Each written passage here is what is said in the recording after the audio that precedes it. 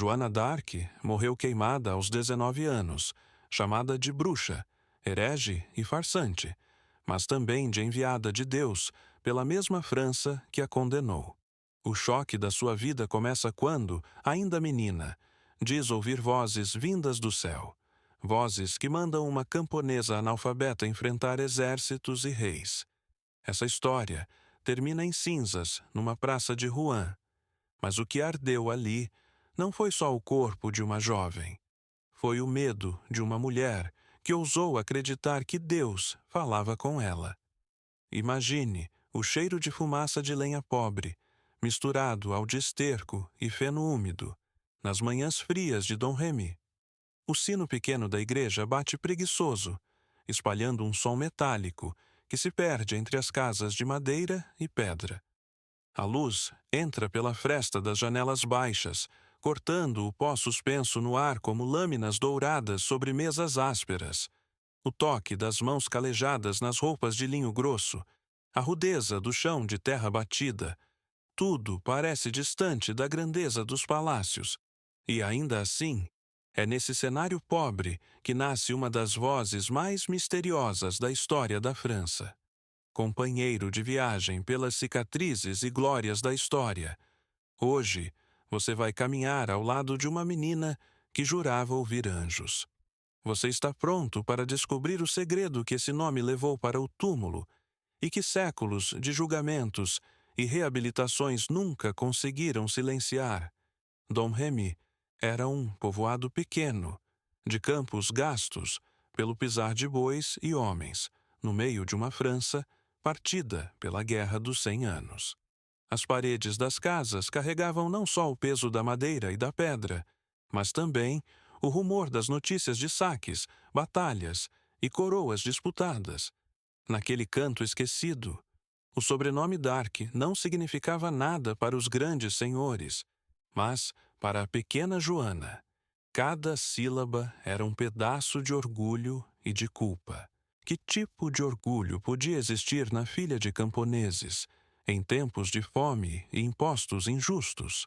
Seu pai, Jacques d'Arc, era um homem desconfiado, de mãos fortes demais para o trabalho e coração endurecido pela necessidade de defender cada punhado de trigo. Ele temia ladrões, soldados, vizinhos oportunistas, mas temia sobretudo o que não podia ver nem controlar. Sonhos, paixões juvenis, crenças que fugiam da linha traçada pela igreja e pelo costume. Sua mãe, Isabelle, ensinava Joana a rezar, a fiar, a cuidar dos animais e repetia que uma moça honesta devia ser como uma parede, firme, silenciosa, discreta. Como uma parede poderia conter um fogo que ela ainda nem entendia? Joana cresceu ouvindo histórias de santos que ofereciam a própria vida por Cristo, de mártires que enfrentavam feras e fogueiras cantando. À noite, na cozinha aquecida por um fogo fraco, ela escutava as narrativas da mãe sobre a Virgem Maria e Santa Catarina, e seus olhos brilhavam mais do que as brasas no fundo do braseiro. Havia algo em si que inquietava, uma espécie de fome que não era de pão nem de calor. Que sede era essa que nenhuma sopa de cebola conseguia saciar? Ela ajudava nos campos, guiava o gado, recolhia água no poço, e cada gesto parecia ao mesmo tempo natural e insuficiente. As outras meninas riam, falavam de casamentos, de rapazes, de dotes. Joana ouvia, mas sua atenção se perdia no céu, como se alguma coisa a chamasse de muito longe.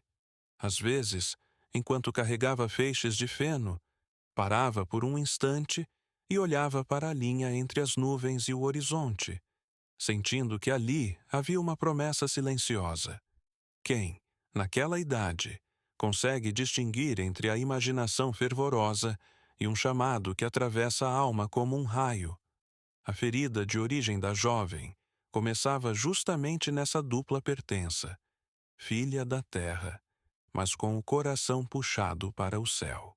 Ela não era nobre, não frequentava cortes, mas em sua mente de camponesa formavam-se imagens de armaduras, estandartes e reis ajoelhados em catedrais, Ao mesmo tempo, Dom Remy era visitada por tropas, e o medo dos ingleses e borgonheses rondava como um lobo invisível. Como crescer em paz quando cada boato de guerra parecia bater à porta da sua própria casa? Certo dia, aos 13 anos, Joana está no jardim de sua casa, perto de um pequeno campo, cuidando das tarefas simples de sempre. O sol está alto, o ar cheira a grama cortada e terra molhada, e o som distante de vozes de vizinhos chega como um murmúrio indistinto.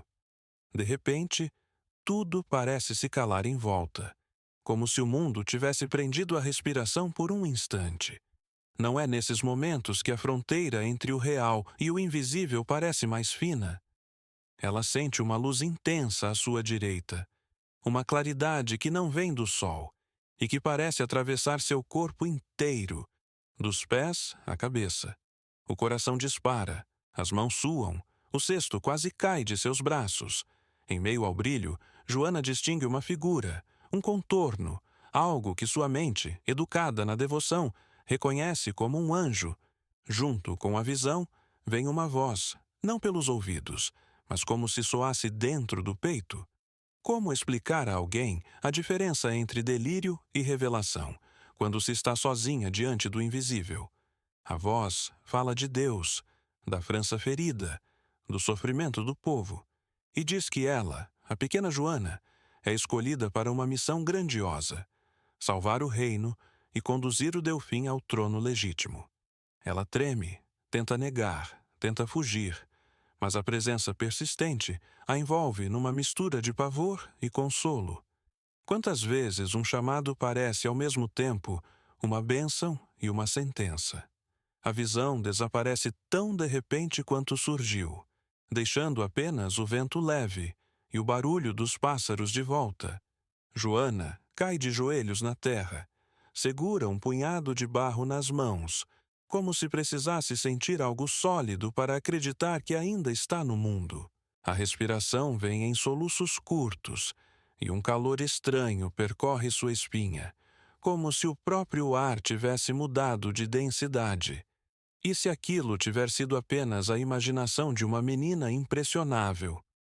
Nos dias seguintes, ela tenta se convencer de que foi um sonho acordado, uma fantasia gerada por sermões e histórias de santos. No entanto, as vozes voltam, a luz retorna, e os rostos dos santos que ela aprendeu a amar nos vitrais da igreja começam a se tornar familiares companheiros invisíveis. São Miguel, Santa Catarina, Santa Margarida surgem em sua consciência com uma nitidez que lhe tira o sono e a paz. Como seguir arando a terra quando se acredita ter ouvido a própria vontade de Deus? A ferida, então, se aprofunda. De um lado, a família que espera dela um futuro simples de casamento, filhos e obediência. De outro, um chamado que exige coragem de soldado e fé de mártir. Seu pai, cada vez que a vê mais recolhida em orações prolongadas, passa a desconfiar da intensidade daquela religiosidade. Ele teme que a devoção excessiva seja uma porta para o escândalo, para a loucura, para o julgamento dos vizinhos. Quantos pais, em todos os tempos, escondem o medo da diferença sob a máscara da prudência? Joana começa a se refugiar na pequena igreja do povoado com mais frequência, ajoelhando-se diante da imagem da Virgem.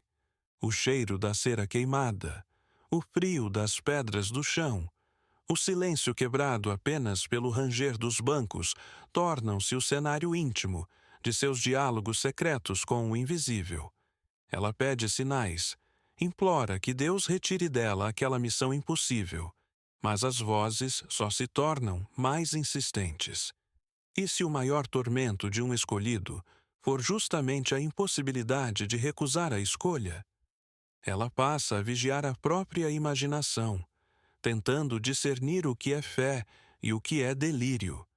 Quando escuta os relatos dos horrores da guerra, dos vilarejos queimados, das mulheres violentadas por soldados, sente que o peso do sofrimento coletivo cai sobre seus ombros frágeis.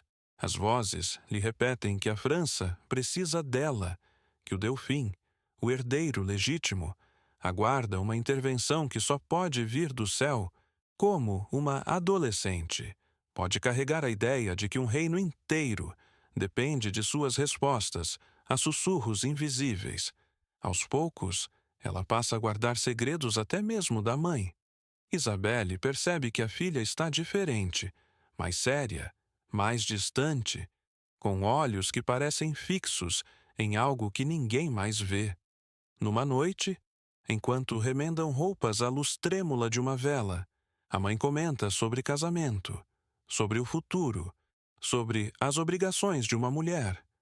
Joana escuta, mas dentro dela, as vozes parecem erguer um muro entre aquela vida planejada e o caminho que se abre como um abismo à frente. Que tipo de casamento é possível para alguém que se sente prometida a uma causa invisível?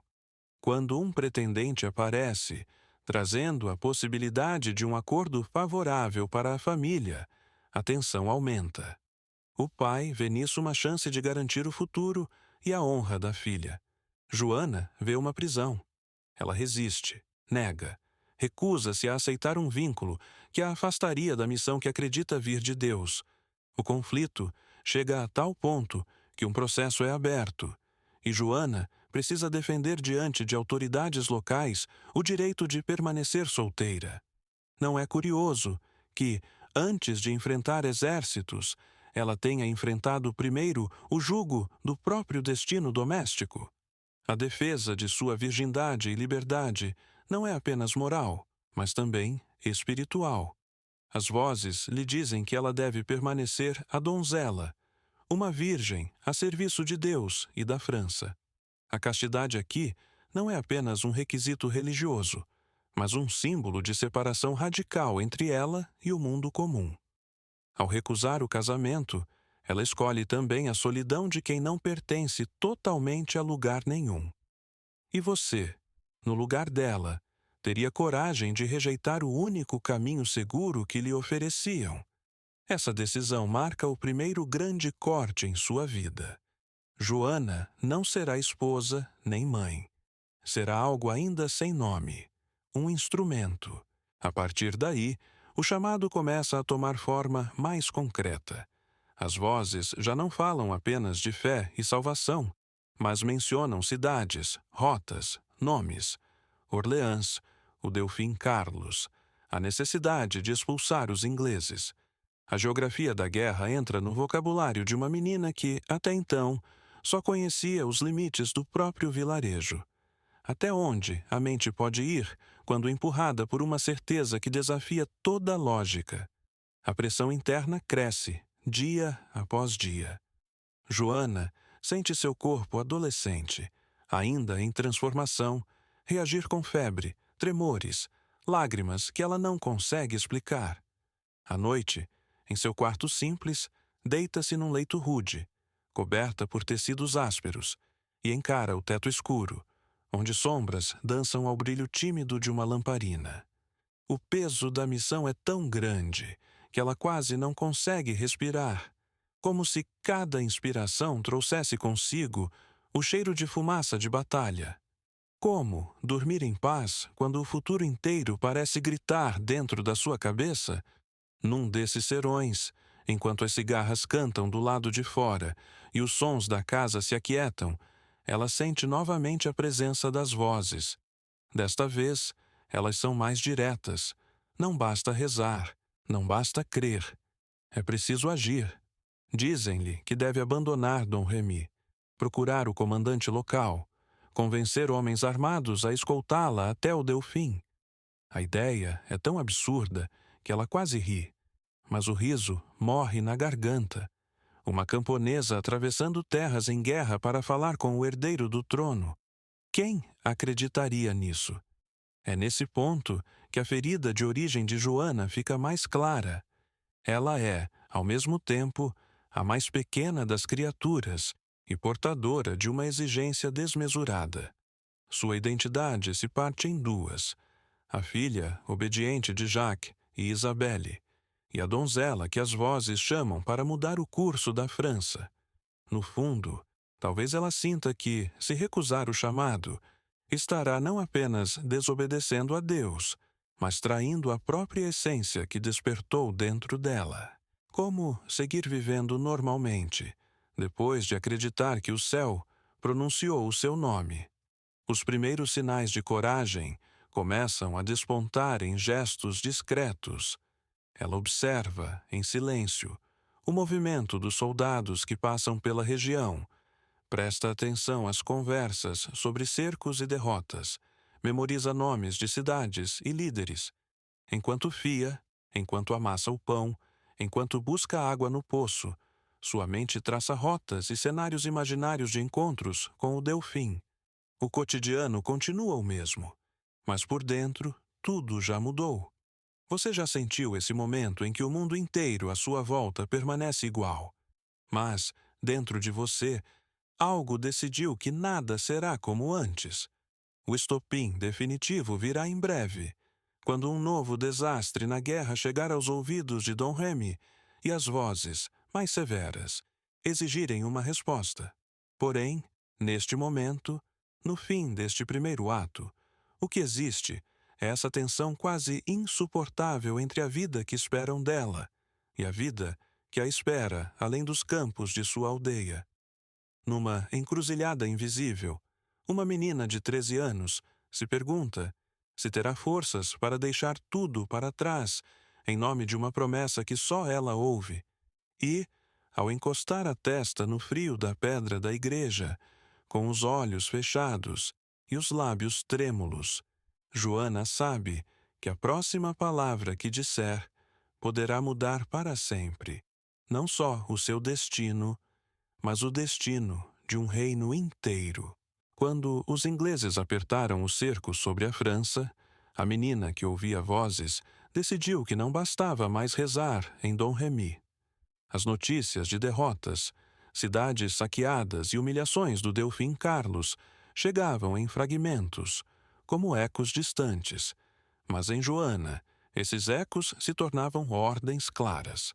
As vozes, que antes pareciam apenas consolar, agora exigiam que ela se levantasse, deixasse a aldeia e fosse ao encontro daquele que muitos nem sequer reconheciam como o verdadeiro herdeiro do trono. Como uma camponesa poderia convencer um príncipe desconfiado de que o céu falava por sua boca? A França, naquele momento, não era um reino unido, mas um corpo ferido, dividido entre lealdades, tratados e traições. De um lado, o partido dos Armagnacs, que apoiava o Delfim Carlos. Do outro, os borgonheses, aliados dos ingleses, que ocupavam amplas regiões e mantinham cidades sob jugo pesado. Orleans, chave estratégica no Vale do Loire, estava sitiada. E a queda daquela cidade parecia apenas questão de tempo, abrindo caminho para o avanço inglês em direção ao coração da França. Que esperança podia restar quando até os nobres vacilavam, e o povo só via fumaça e aço vindo de todas as direções? Em Dom Remy, essa realidade chegava mesclada a boatos, lágrimas e rezas. Certo dia, porém, Joana ouviu, com intensidade nova, as vozes que a acompanhavam desde a adolescência. Elas não falavam mais em termos vagos, mas davam um comando direto. É preciso que vás em socorro do Delfim, para que, por teu intermédio, ele recobre o seu reino. As palavras caíram sobre ela como um golpe, misturando um terror quase físico com uma estranha sensação de destino. Você já sentiu que uma frase muda o peso da sua própria existência? Ela tentou resistir.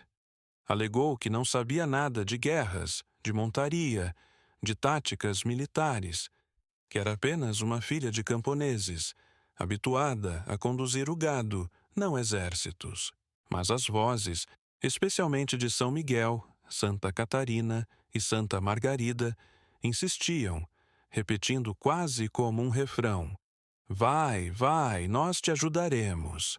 A insistência do invisível, que para muitos seria motivo de loucura, Para Joana, se tornou um cerco mais forte do que qualquer muralha de pedra. Quem consegue continuar a vida comum quando sente que o próprio céu não a deixa em paz? A decisão de partir não nasceu num clarão súbito, mas foi se formando como uma brasa que se recusa a apagar.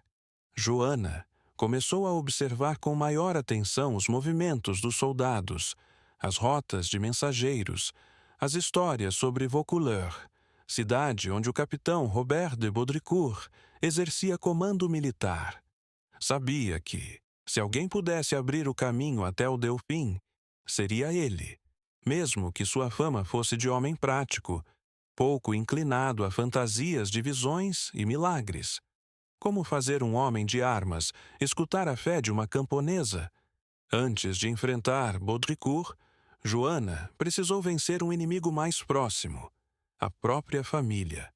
Quando revelou a intenção de partir para encontrar o Delfim, a reação foi de horror, incredulidade e raiva. Seu pai imaginou em seguida os perigos da viagem, o escândalo, a vergonha de uma filha que se lançava pelas estradas em meio a soldados. Ele a ameaçou, tentando impor pela força o destino que julgava seguro, pronto até a impedir fisicamente qualquer fuga. Quantos sonhos morrem na cozinha da casa, esmagados pelo medo legítimo dos que amam, mas não compreendem. Apesar da resistência, a convicção interior de Joana só aumentava. As vozes não davam trégua, e a urgência do tempo histórico parecia ecoar na urgência espiritual que ela sentia. Em seu íntimo, Joana começou a ver a permanência em Dom Remy não como segurança, mas como desobediência, quase como pecado. Ficar seria trair a missão. Partir era entregar-se a um destino incerto, mas coerente com aquilo que ardia dentro dela. E você?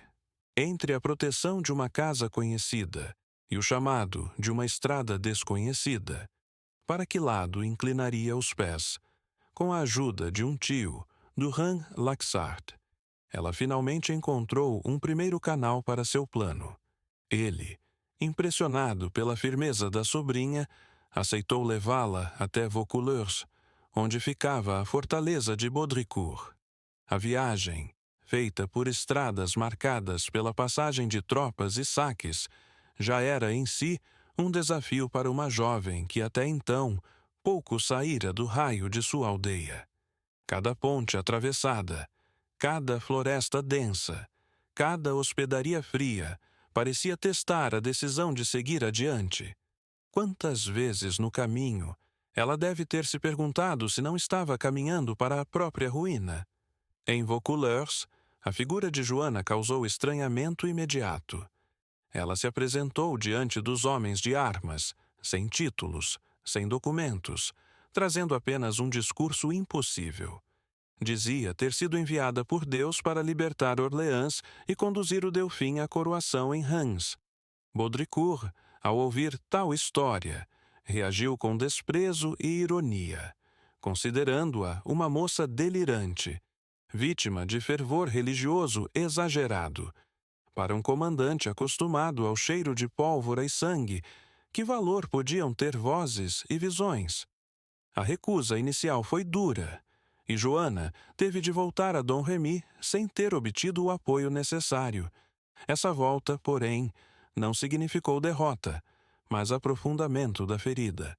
Estar de novo entre os campos da infância, sabendo que a ordem do céu permanecia, tornava a vida cotidiana quase insuportável. As vozes não se calaram. Ao contrário, mostravam um caminho que insistia em levá-la de volta a Vaucouleurs, a tentar outra vez, quando a própria realidade empurra para longe daquilo que o coração considera missão. O que resta, senão persistir até o limite? Com o passar dos meses, os reveses militares da França continuam. Notícias de Orleans sitiada chegam com mais força, e a imagem da cidade cercada se torna, para Joana, uma espécie de túnel estreito por onde o destino da nação passa. As vozes falam repetidamente desse lugar, da necessidade de quebrar aquele cerco como o primeiro passo de uma libertação maior. Orleans deixa de ser apenas um ponto no mapa e passa a ser um altar de sacrifícios, onde, de alguma forma, a própria vida de Joana será provada. Teria ela coragem de ser a oferenda?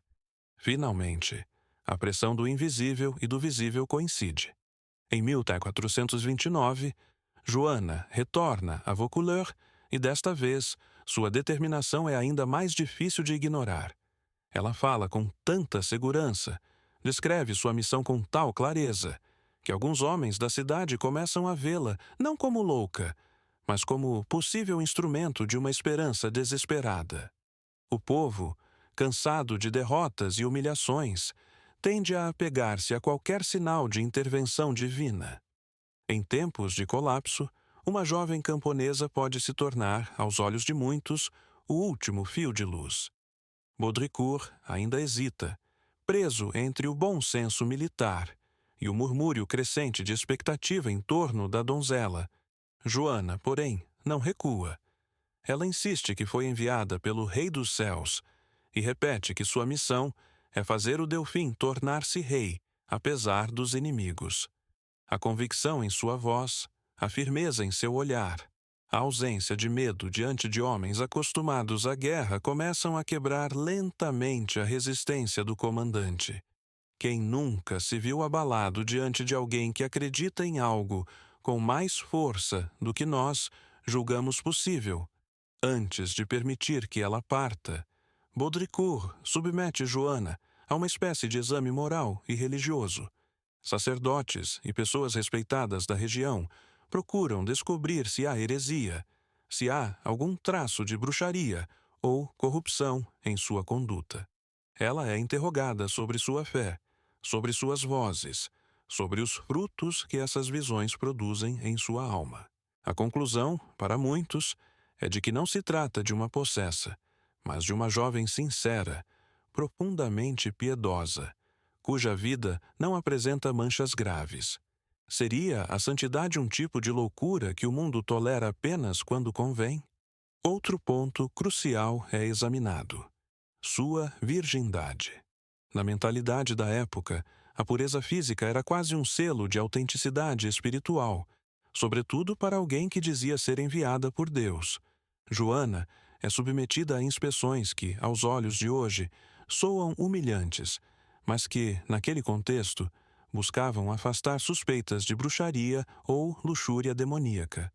A donzela, ao ser reconhecida como virgem, ganha um título que grudará para sempre em seu nome: a donzela de Orleans, ainda que Orleans, naquele instante, fosse apenas promessa. Quanto custa, em termos de intimidade e dor, carregar um símbolo que o mundo inteiro reivindica? Convencido, enfim, ou pelo menos persuadido pelo conjunto de fé popular, exame moral e desespero militar, Baudricourt aceita dar-lhe escolta. Ela recebe roupas masculinas, necessárias para a viagem em meio a soldados, e, montada a cavalo, prepara-se para deixar para trás não só Dom Remy, mas a própria identidade de menina anônima. As botas, a espada ainda simbólica, o cabelo preso sob o gorro, vão compondo uma nova imagem de Joana, ao mesmo tempo estranha e coerente com o que ela sente por dentro. Quantas mulheres, ao vestir um traje proibido, descobriram uma força que o mundo nunca lhes reconheceu. A viagem rumo a Chinon, onde se encontra o Delfim, é arriscada. A pequena comitiva precisa cruzar territórios dominados por inimigos, evitar patrulhas, avançar muitas vezes à noite.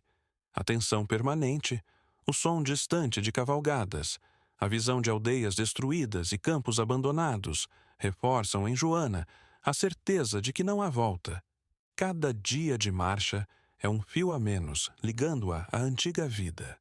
Um passo a mais no caminho de uma missão que pode terminar em glória ou morte prematura. Você seguiria adiante sabendo que, a cada quilômetro, aumenta a probabilidade de não voltar.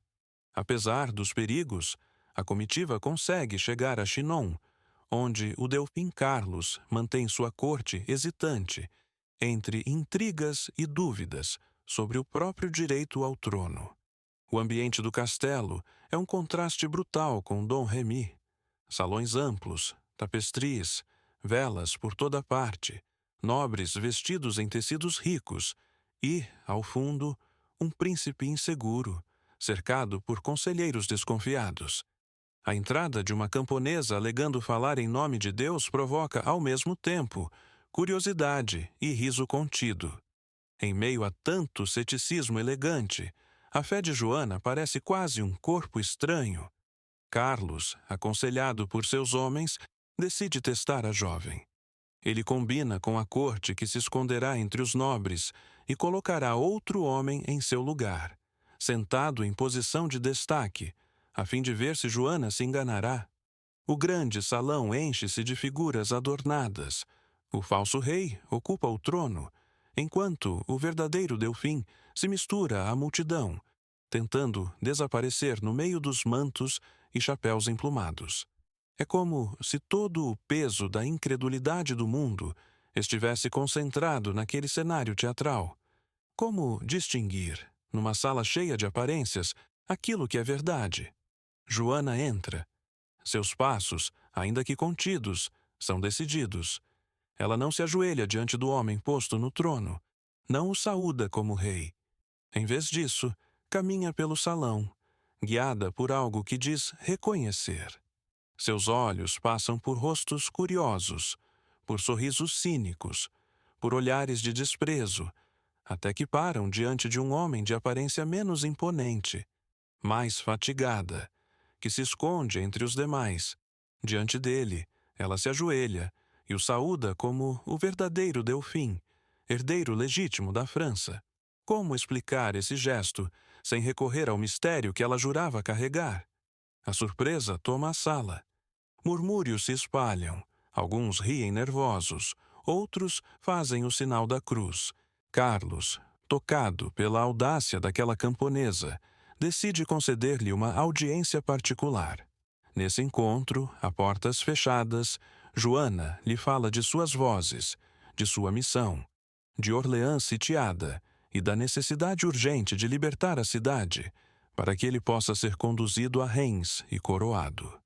O que mais o impressiona, porém, não é apenas o conteúdo do discurso, mas o modo. Ela parece conhecer dúvidas íntimas que ele guardava em segredo. Segundo algumas tradições, Joana tocou no ponto mais sensível do Delfim: suas incertezas sobre a própria legitimidade, alimentadas por rumores de que talvez não fosse realmente filho do rei Carlos VI. Ela o tranquiliza. Diz que ele é, sim, o verdadeiro herdeiro, e que Deus o escolheu para reinar, apesar das intrigas e humilhações. Ao ouvir isso de uma desconhecida, que não tinha acesso a segredos de corte, o coração vacilante de Carlos encontra um espelho inesperado. Quem não se deixaria, ao menos por um instante, seduzir por alguém que dissesse conhecer o sentido oculto da própria vida? A partir daí, um laço perigoso se forma. Carlos não entrega imediatamente exércitos a Joana, mas começa a permitir que teólogos e conselheiros a examinem. Ela é levada a Poitiers, onde homens da igreja estudam suas palavras, seus relatos de visões, seu comportamento, tentando descobrir se ali há engano, heresia ou manipulação demoníaca. Após longos questionamentos, a conclusão mais frequente é que não se encontra nela mal evidente, que sua fé é reta e que não há razão clara para impedir que ela tente cumprir aquilo que afirma ser missão divina. Esse parecer não é uma canonização, nem um endosso pleno, mas abre a porta que ela precisava. Carlos, pressionado pela situação militar crítica, aceita o risco. Ele entrega a Joana o comando espiritual e, em parte, simbólico e prático, de um pequeno exército que será enviado para socorrer Orleans. A camponesa, que pouco tempo atrás lutava apenas para escapar de um casamento arranjado, agora vê diante de si bandeiras, lanças, homens endurecidos pelo combate. Até onde um coração humano aguenta crescer tão rápido? Ela recebe armadura, cavalo, estandarte. Em vez de espada erguer-se como símbolo principal, ela escolhe um grande estandarte branco, adornado com figuras sagradas, como sinal de que sua luta não é apenas política, mas também espiritual. Ao montar diante das tropas, seu olhar firme encontra os dos soldados, muitos dos quais duvidam que uma jovem possa fazer diferença na guerra. Porém, há algo no modo como ela segura o estandarte, na forma com que pronuncia o nome de Deus, que começa a abalar o cinismo daqueles homens exaustos. E você, se estivesse naquele campo, seguiria essa donzela que prometia uma virada impossível? No fim deste ato, Joana já não é apenas a menina de Dom Remy, que ouvia vozes no jardim. Ela se tornou figura pública, examinada por padres, testada por nobres, observada por soldados.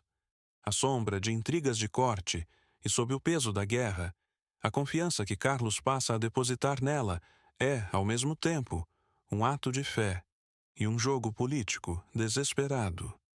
A donzela prepara-se para partir rumo a Orleans, levando o estandarte e a chama de uma promessa que pode salvá-la da obscuridade ou lançá-la, mais adiante, às chamas de outra fogueira.